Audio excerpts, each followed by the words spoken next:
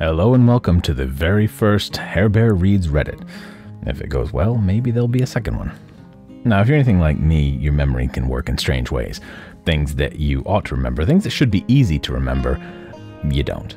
Whereas some small details, or in my case, large chunks of information that are essentially inconsequential to everyday life, they dig their way in and they're just in there for good. So while I was scrolling along trying to find what I would use for the subject of a Reddit reading, this one caught my eye. What is the most useless thing you still have memorized? And we'll just start at the top of the comments with Throw Me Away Later Okay, who says, the first phone number I ever memorized as a kid, my friend's phone number. I ingrained it so hard into my brain so that I would never forget while making the trip to a payphone to call them since my family was too broke for a landline when I was a kid. I also relate to this post doubly because I'm that old as well, and I had to remember my friend's phone number and everybody's phone number because the phones didn't save them then. and I always remembered the pattern. I couldn't tell you the numbers, but if I looked, I could tell you the pattern. And this is driven home here too with the reply to that comment from Oh For Crap's Sake, who says, I still remember my childhood phone number. It hasn't even been my parents' phone number for over 20 years. Yet when I forgot my phone at home last week, I couldn't call my husband to ask him to bring it to me because I couldn't remember his phone number. Yet when you don't need to remember something, you don't. Porta Sponge says, Pablo Picasso's full name. And this is going to take me a bit of a run-up, but here, let's try it out. Pablo Diego Jose Francisco de Paula Juan Nepomuceno Maria de los Remedios Cipriano de la Santísima Trinidad Ruiz y Picasso. Thanks, ERB. Which I presume he's referring to epic rap battles, which, yeah, you can learn a lot from that. And not that anybody cares, but that actually for me is another little quirk of my memory. If it's funny, I'm gonna remember it. So yeah, it's an interesting tip for learning. It's a trick that I've learned is to if it's something that I need to remember, if I can make it funny, if I can do a little mnemonic to make me chuckle, I'm never gonna forget it. And incidentally, I'm really proud of myself that I got through that entire name, and due to the wonders of editing, you think I did it in one go, which, trust me, I didn't. Sunshine Limoncello says, the preamble of the American Constitution in song format, which I don't think is particularly useless. I think that's an important part of American history, at any rate. And another little tip to remember things, if you can put it to music. I still remember every state of the U.S. in alphabetical form because when I was in third grade, we learned a song that had them all in alphabetical order. So there you go. In case in point, Dads Are Great replied to that with saying, and now I'm singing Conjunction Junction in my head. See, Schoolhouse Rock knew what was up. That is not Ideal One, however, has something that is particularly useless in today's world anyways, unless you want to get into retro gaming. Up C, down C, left C, right A. Start is the unlimited lives for Game Genie for Sonic the Hedgehog. Can't remember my friend's sibling names, but I got this. And again, when you had a game that did not save levels, that you had to play the same levels all over again every time you started, this is something you would want to remember. So when you have to remember something, you do. Nago GMO comes in to contradict me here with, excuse me, sir, the title specifically states useless. I fear you have commented in error. So we've got a retro gamer here. Plain Magician 7914 says, there are 5,280 feet in a mile. This sort of sounds like 5 tomatoes. A teacher told us that and said we'd never forget it, and now I can't forget. That's not how I remembered it, I just remembered the number. That's strange enough for my mind, but that's, like I said, interesting mnemonic, and I'm not going to forget that now. CF Myo Life replies to this with, I love metric systems so much, presumably because it means they don't have to remember random numbers from the imperial system. But King Henry XIII, oddly enough, defends the American way with saying, the metric system is a tool of the devil. My car gets 40 rods to the hogshead, and that's the way I likes it. Yeah. This is a good one from Broke Gamer Chick. The alphabet backwards. Can say it faster than frontways. Just waiting to get pulled over drunk one day so I can freak a cop out. LOL. Just want to point out here, don't drive drunk. But yes, this is, yeah. I don't know if I'll include this one.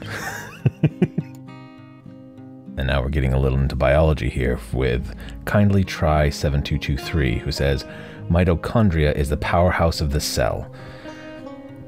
I just learned that, and I don't know what it means. But Tar Heel 204 says, I heard this in probably every single grade starting in 3rd or 4th, and I still have no idea what it's supposed to mean. But fortunately, Outcome Double comes in to help us both out with saying they produce ATP and aid in cellular respiration. So basically they give you the energy, which is why they are called powerhouse. And Karmic Potato further specifies by saying ATP is adenosine triphosphate. That in turn is my useless memory. Read it in Reader's Digest Nature book back in 3rd grade and decided to memorize it to impress people. That and deoxyribonucleic acid. I probably mispronounced that, but well done. I'm impressed.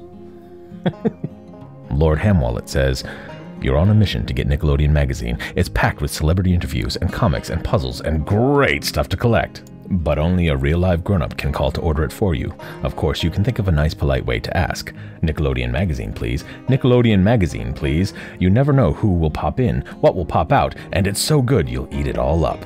And you can get Nickelodeon magazine delivered to your door. 6 issues for $9.97. Credit cards are accepted, and grown-ups know it's filled with fun and interesting facts for growing minds. Unbelievable. So don't just stand there. Nickelodeon.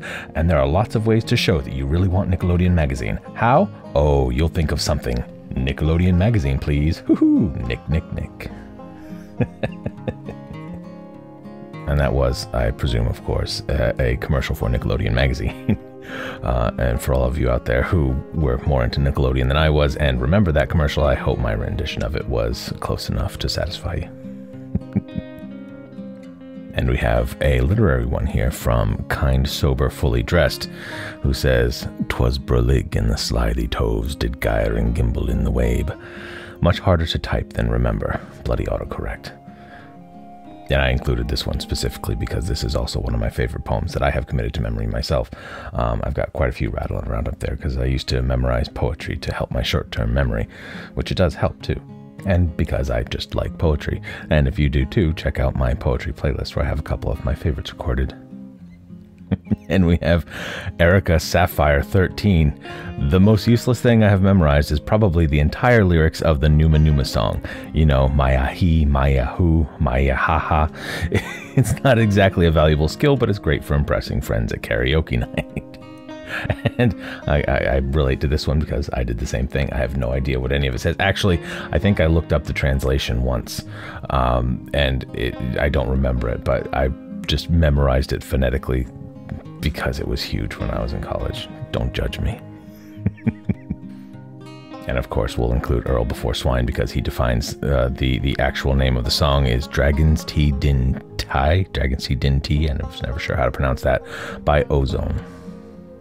And we have time for one more, which I'm going to include this one because it talks about a memorization technique, which I've never been able to master because I think it's too organized and my brain doesn't work that way.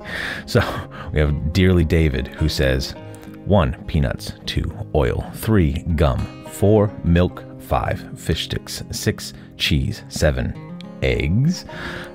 8. Syrup. 9. Sausage. 10. Plastic wrap. Grocery list from about 9 years ago now. Applied it using a mind palace. Still sticks to this day. Now, I've heard the concept of a mind palace touched on in some books that I read. I've never exactly heard an explanation of it, but I can guess just from context. And he says, a simple model is to use your room as a starting point. Create a route and work your way through different parts of your room and eventually outwards into other rooms and parts. Each stop is an item and or number on your list. There's so many ways to customize it. Its only limit is your imagination. And again, this is a concept that I think is far too organized for how my mind works. I tend to do mine by association, like I said, with mnemonics or things that I just think is funny. For some reason, funny things stick.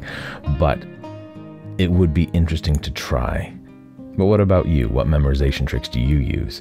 What learning skills have you picked up over the years? And what useless facts do you remember, whether you want to or not?